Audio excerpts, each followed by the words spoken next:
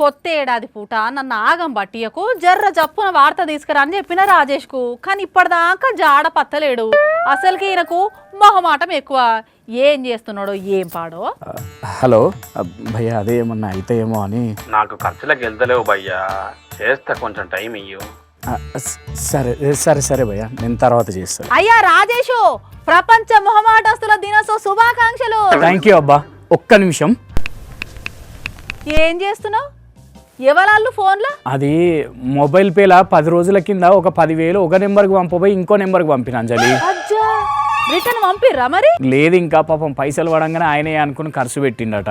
కొంచెం ఇబ్బందులు ఉన్నా తొందరలోనే పంపుతా అన్నాడు. మరి ఒక్క నిమిషం అని ఏం చేసినావు?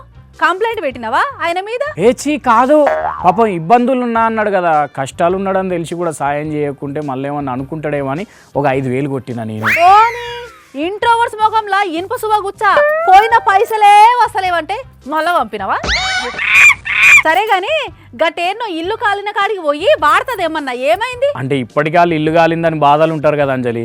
మళ్ళీ నేను పోయి ఇంకింత బాధ పెట్టుడు ఎందుకని పోలే. అరే అన్నిటికి ఇట్లా మొహమాట వాడితే ఎట్లా నువ్వు అసలు? ఒక్క సెకండ్. హలో శంకర్. సరే శంకర్, పంపిస్తున్నా. మళ్ళెవలు? మన శంకరే నెల కింద నా బైక్ తీసుకుపోయిండు. పాపం ఏనో రోడ్డు మీద బండ ఆగిందట, పెట్రోల్కు పైసలు పంపమంటున్నాడు. నెల కిందనా?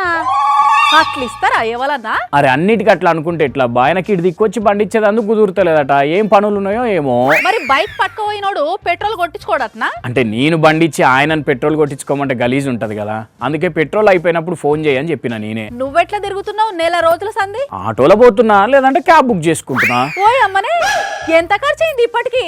ఎంత అంటే ఒక 10,000 అయినట్టున్నాయి. నీ పిచ్చి పిశాచాలు పీసుకపోను. నీ బండెవలకో ఇచ్చి ఉల్టా 10,000 ఖర్చు పెట్టుడేంది?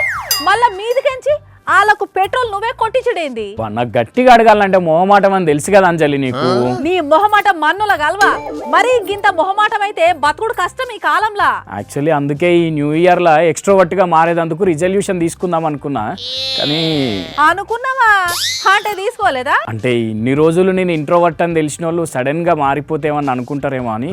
వామ్మో, ఇంకా జర్రసేపు నీతోటి మాట్లాడితే నేనే ఇంట్రోవర్ట్ అయ్యేటట్టున్నా.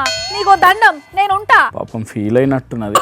కానీ నిజంగానే మన రాజశేషంటి ఇంట్రోవర్టులు చాలా మంది ఉన్నారు ఈ లోకం మీద. పాపం ఎవ్వల్ని ఏమనలేక వాళ్ళు పడే అవస్థ చూస్తుంటే నవ్వాలనో ఏడవాలనో అర్థం కాదు. అన్నట్టు ఇంట్రోవర్టులు అందరికీ హ్యాపీ ఇంట్రోవర్స్ డే.